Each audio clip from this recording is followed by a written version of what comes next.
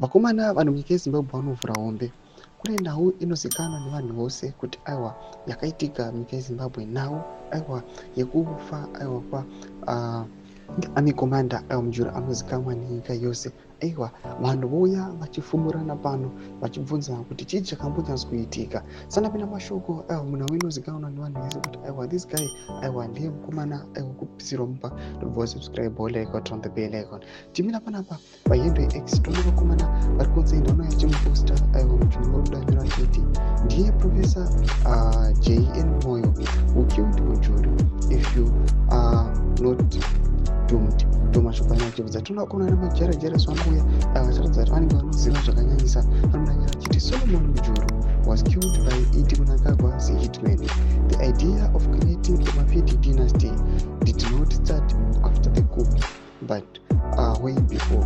Mnangagwa's plan was to eliminate everyone who was a threat to his ultimate goal. To stop Joyce Mujuru, they had to kill her husband first. Mashoko anoda kutogonana mujarajaro sochiti aiwa vakomana this Mafidi dynasty haina kutongotanga after the coup, but chinhu chakanga chiri in the process chichaitoplaniwa kubva kumashure. Zvauya panapa chiexposa kuti aiwa mukomana uyu anonzi Solomon Mujuru aiwa kufa kwake yakanga iri a way yokueliminata all the threats kana vakomana vangavharira this Mafidi dynasty. Mashoko anobuda achitaurirwa nevakomana namajarajara satirikuona paHendo X vanouya aiwa vachifumura vachitaura zvose. Imbotisa mafungiro enyu kuti kudii pamusoro pechiitiko ichi. Penda comment section menu, so subscribe or like, turn the bell icon.